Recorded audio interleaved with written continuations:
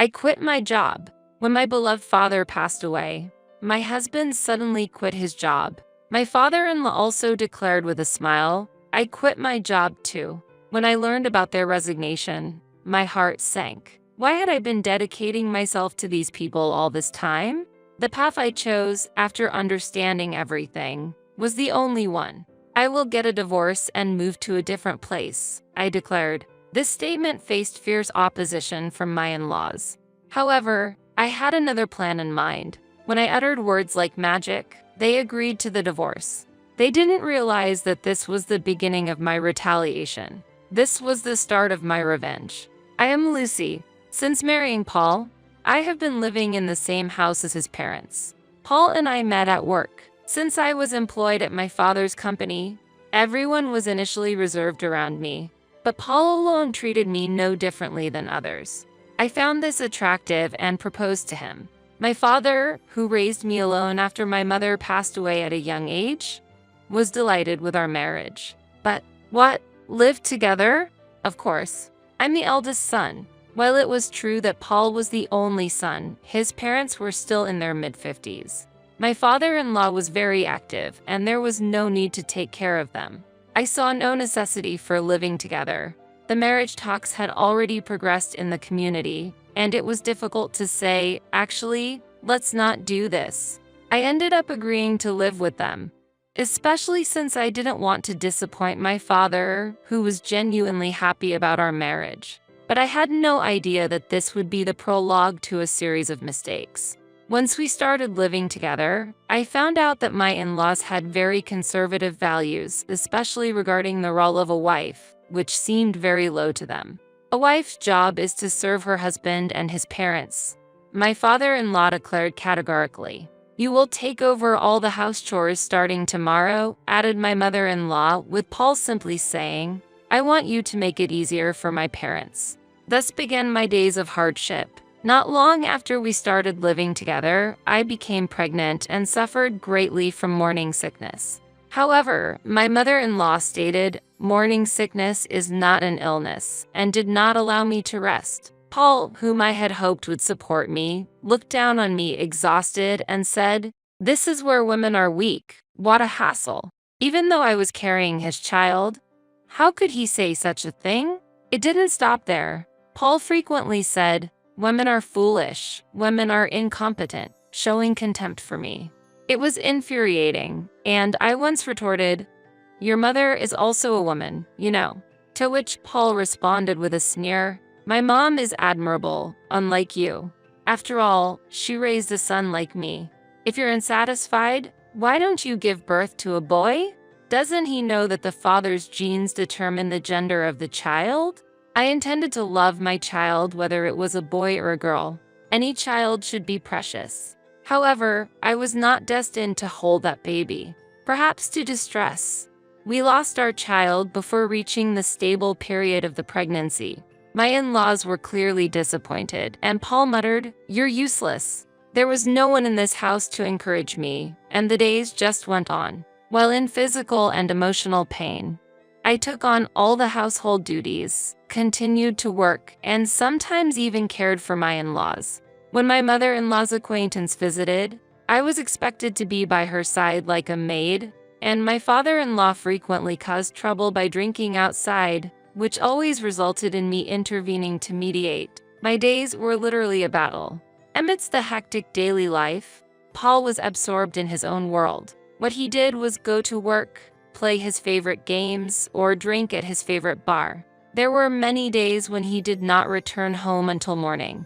After years of such a lifestyle, my body seemed to have reached its limit. At the supermarket, I suddenly lost consciousness. As I fell to the ground, various thoughts raced through my mind. Of all times, now. I was taken to the hospital in an ambulance, and the diagnosis was overwork. As usual, my in-laws did not care about me at all. They were only concerned about their public image and their own interests. Without even showing their faces at the hospital, my mother-in-law scolded me over the phone. What do you mean by collapsing at the supermarket? How embarrassing. I'm sorry. Will you be able to attend the neighborhood association event you said you would handle? I had taken paid leave for today's neighborhood association meeting at my mother-in-law's request, but I hadn't expected it would turn out like this.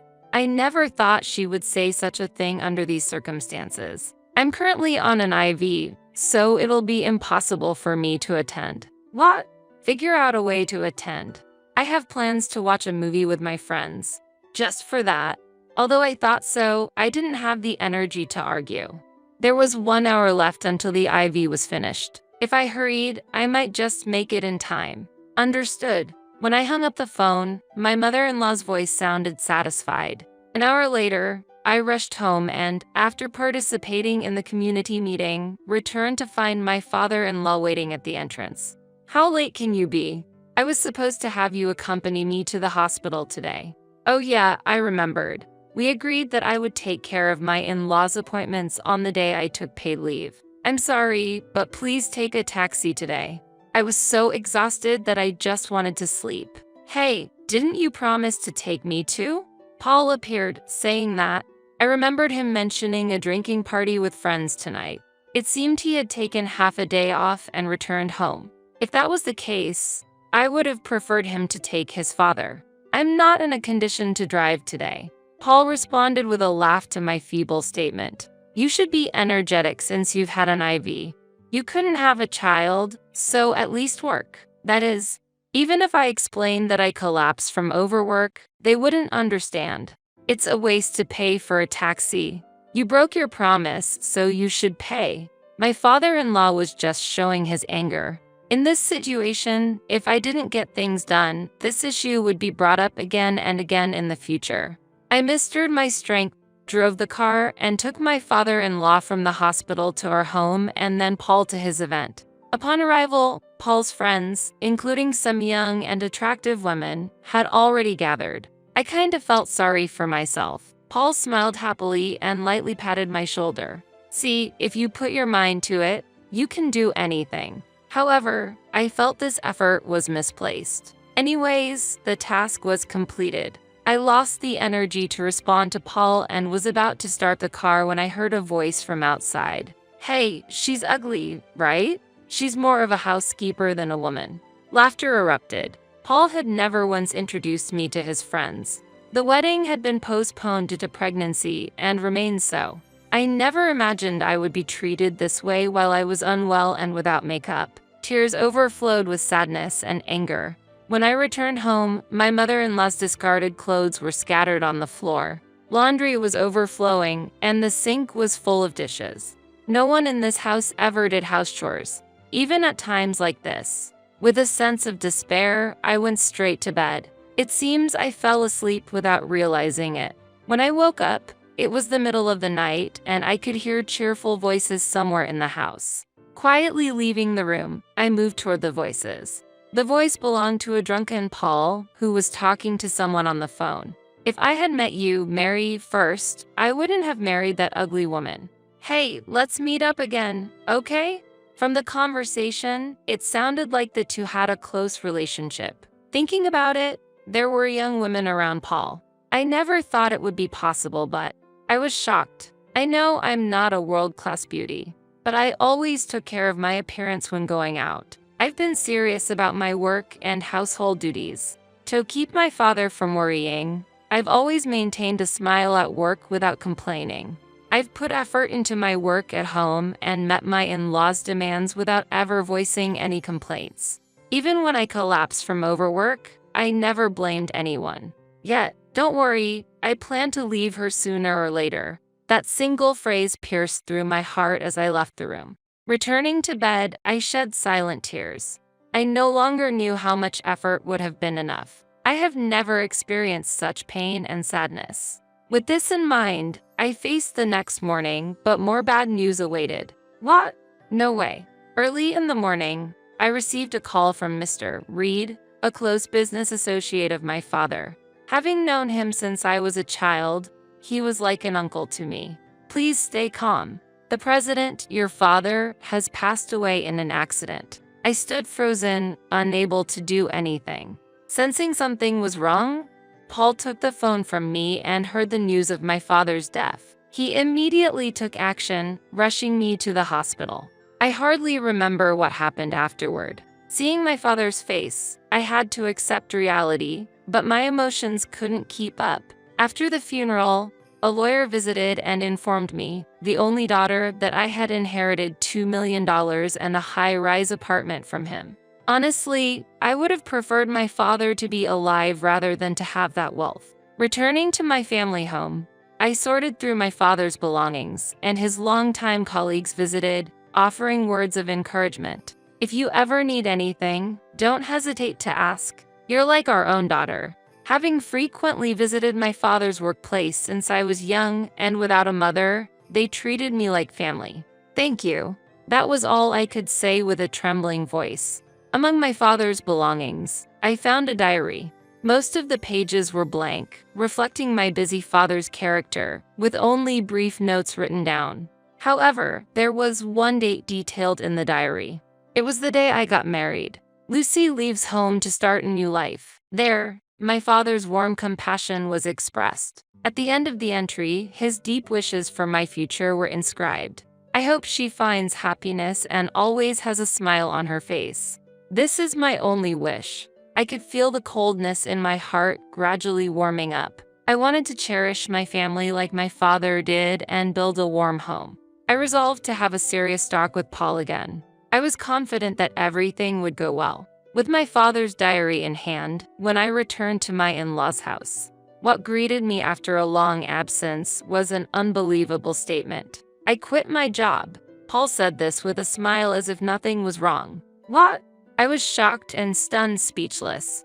My father-in-law also declared with a smile, I quit my job too. Why would you do such a thing? As I looked back and forth at their faces, not understanding, my mother-in-law appeared with a cake. Today is a celebration. A celebration of what? I was still in mourning, and it wasn't a situation to celebrate. Of course, it's to celebrate your father's passing. Confused and bewildered, Paul explained further. Have you ever thought about why I married someone plain as you? It was all for your father's wealth. It ended quicker than I thought. Paul and my father-in-law were joyfully eating cake. It felt like the world was gradually losing its color. Until now, I believed there was happiness even amidst difficulties.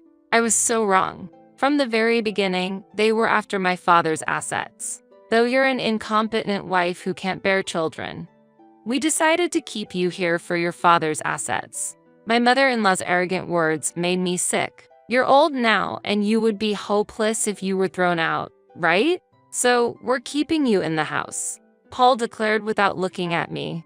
In return, make sure you take care of the house. My father-in-law repeated the demand. My hand holding the diary was trembling. That's enough. Leaving those words behind, I ran away from my in-laws' house. Once outside, my phone rang. Hello. I couldn't hold back my tears and confided everything to the person on the phone.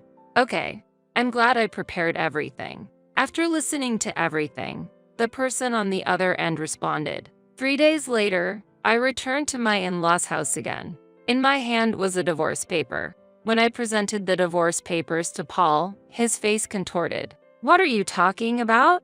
I can't accept our divorce. Of course, his reluctance wasn't out of love for me, but because he would lose the assets if I were gone. You have no choice.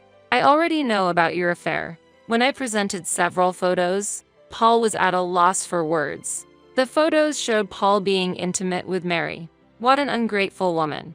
After all the upbringing, you repay us with betrayal? My mother-in-law's face turned red with anger as she tore the photos. Isn't it also your fault that you couldn't satisfy Paul? My father-in-law said mockingly.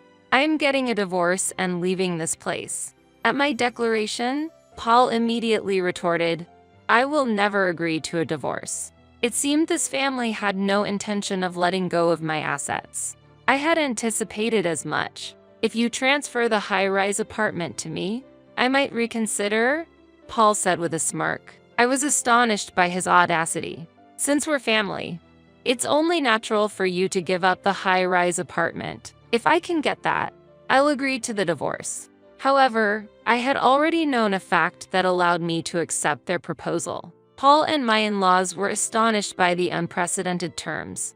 Fine, I'll agree. Not long after, our divorce was finalized. Excited, perhaps, Paul and my in-laws immediately started preparing to move, and the next day, they moved into the high-rise apartment themselves. They all had plenty of time since none were employed. It seems they wanted to act quickly before I could change my mind. After selling their house, they embarked on a new life in the new residence. However, the next day, I received a frantic, angry call from Paul. "What were you thinking when you gave us this high-rise apartment? What's wrong?"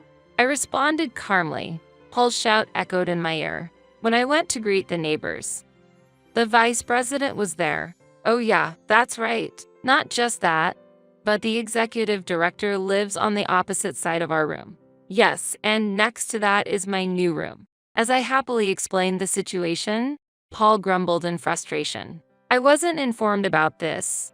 "What's the meaning of this?" There was no special meaning. This high-rise apartment was originally employee housing established by my father for his employees. It was offered to employees at a low cost, and those who could afford it later moved to other residences. Paul, having lived in his in-law's house, was unaware of the high-rise apartment's true purpose. My parents are receiving unfriendly stares, and my dad was glared at. "Everyone knows what you all did to me. It's not a big deal." As I retorted, Paul burst out of his room and began pounding on my door. "Come out. This is unforgivable." Naturally, his loud voice and commotion brought out other residents. For Paul, who had been the center of attention at his parents' house, this situation must have been unexpected. As the crowd murmured around us, I quietly opened the door. "What's so funny? I'll sue you for defamation." Paul was ranting, but I was no longer afraid. "I'm not lying, so claiming defamation is misplaced. I'm no longer your spouse, and if you continue to cause a scene, I will have to call the police." "What do you mean?" Paul, driven by anger, grabbed my collar. "Do you really think that's appropriate? There are many witnesses here and surveillance cameras." My whisper seemed to bring Paul back to reality. People had already gathered around us, and some were even recording.